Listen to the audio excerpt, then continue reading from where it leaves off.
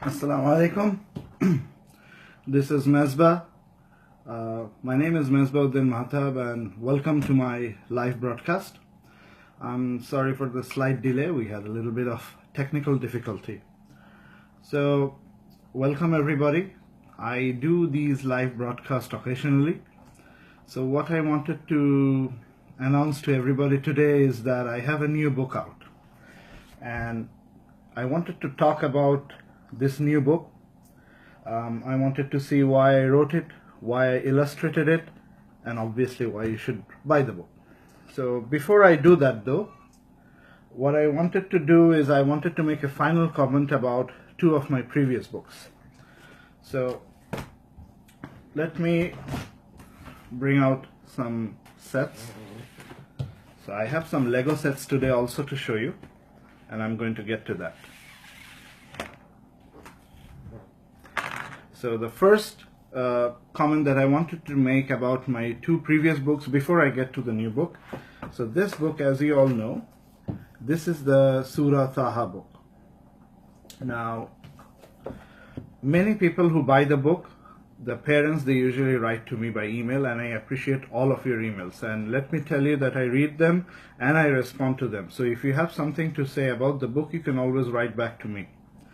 I would also like to request everybody who purchased the book on Amazon to go to Amazon and leave a review of the book. What happens is, if you leave a review, hopefully a good word, it entices other people to also buy the book and support this project. This project is driven solely by the sale of the books. I do not do any fundraising, and when I give talks, I do not charge for them. So the only way to fund this project is through the purchase of books. So about the Surah Taha book.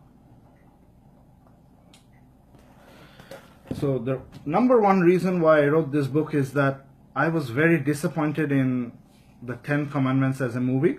So the 10 Commandments took the biblical version, which already has a lot of errors from our perspective, and compounded on those errors. They showed stuff about Musa alayhi salam, Moses, that are definitely not true. And The Prince of Egypt was a little bit better movie, but it still had a lot of errors. So my book, Surah Taha, for the first time, gave Muslim kids an alternative to find out about the history of Musa alayhi salam from an illustrated perspective. So they could open the book, they could see images from the story, and this is the first time this is done. So you have an idea of the real story of Musa alayhi salam, and there are very key differences between the two versions. So I would like to read to you one thing what one parent wrote to me. So this is a father of three from Indianapolis, USA. It's a wonderful way to teach our children about Prophet Musa alayhi salam. Thank you for giving me an alternative to the 10 Commandments. So thank you to that. I hope your children enjoyed the book. Now this is exactly why I wrote the book, that I wanted to promote our perspective of history. So the second book that I wanted to show you is this is the Surah Nuh book. So once again, there was a movie out about Prophet Nuh, or Noah they called it, and again it was filled with errors. So my books promote the Islamic version of the story, our version of the story. So if you can follow those two, you will see that in all my books there's a consistent theme. I want to promote the Islamic version, the true version from our perspective, and the proper version. So our kids have the proper idea. We don't have to tell them, oh, this we don't believe, this we believe, because when you read the Quran, everything there is true. And when I illustrate it, what I have done is try to promote that story. So, coming to our new book. If you remember, a long time ago I showed you this. So, you had the Christian king, and you had the throne room of a Muslim king. So at that time, I gave you a hint of the story, that this would be a story about a Christian king and a Muslim king. So today, what I want to do to you is I want to announce to you the title of my new book. Actually, before I do that, I wanted to announce a new series. So if you know, the Quran series is called the Read with Meaning series. So the purpose of that is very clear. You read the Quran and you understand what it says. Read with meaning. So this new series will be called Our Golden History. That's right, Our Golden History. And books in this series will not be Quran tafsirs. They will be stories from the glorious history of Muslims through the last 1400 years. Our Golden History. And the first story that I've chosen to illustrate from that is the Fall of Constantinople. So that's right. My new book, inshallah, will be titled The Fall of Constantinople. What is Constantinople? Well, Constantinople is an ancient city. Today you know it by Istanbul. And for 1400 years, it was in the Roman Empire. So the Roman Empire, the powerful Roman Empire, started from 27 BC and continued until 1453 AD. And it was ended by the Muslims. So the fall of Constantinople, when Constantinople goes from Christian hands to Muslim hands and becomes Istanbul, that's the focus of my story. So let me tell you a little bit about, the theme of the story. So first of all, this book, The Fall of Constantinople, is targeted to not very young kids. It's a little bit of history. So this book I have targeted a little bit older kids. So maybe teenagers or tweens as they call. So 12 years and up. So that would be the best people to read this book. So they get as a little bit older kid, you get an appreciation of our history. And it's a glorious history. And what I wanted to show stories from our golden history is that I wanted people to be proud of what Muslims have done and how they have contributed to the world. So a little bit about Constantinople. It was at one time the most powerful city in the world. So it was also the largest city by it was the largest city by population in the world. And it was the seat of the Roman Emperor. So the Roman Empire had really two capitals, Rome and Constantinople. And it was split into two empires, and the Western Empire collapsed.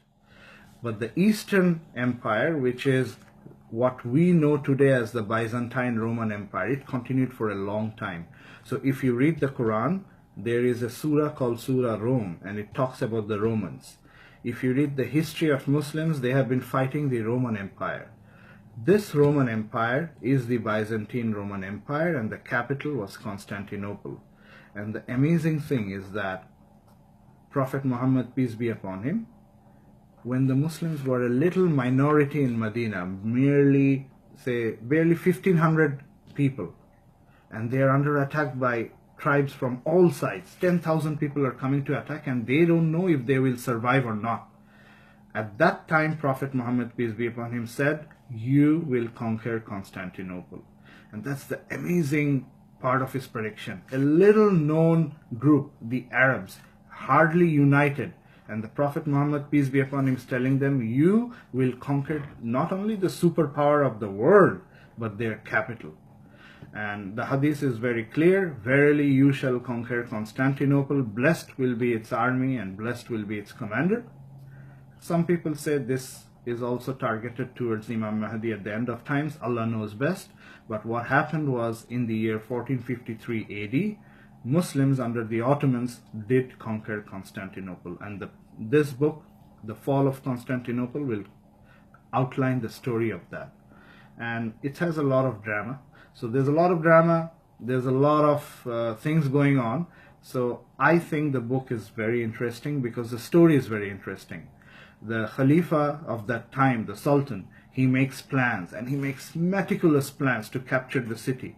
And he has to change his plans. Just like a heist movie, on the day of action, he has to change all his plans because there's a counter to every plan of his.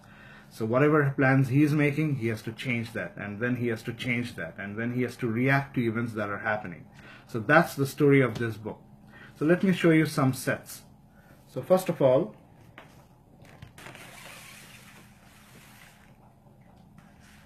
So I'm going to bring down this so you can get it better here. Yeah. So this is the army. Well, actually I have a lot more soldiers. So you can see that this is the Muslim Sultan. And he has a lot of people behind him. And on the other side, you have the Christian king.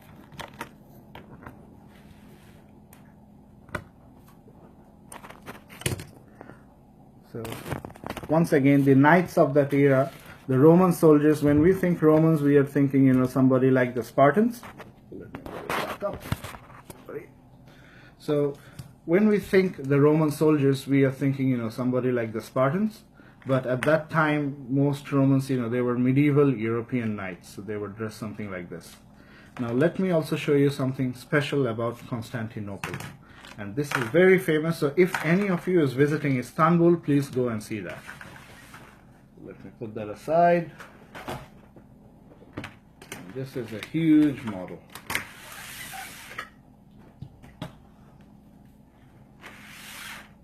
I'm going to show you the whole scale of the model.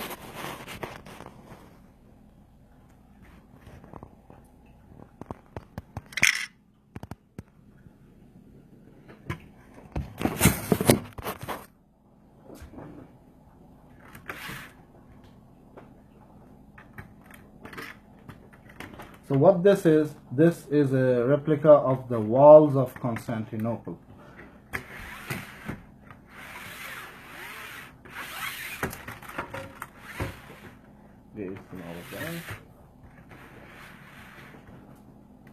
So Constantinople was protected by walls like this, thick, heavy walls, and two layers, one outer, one inner. And every few steps there was a watchtower. So this is a watchtower.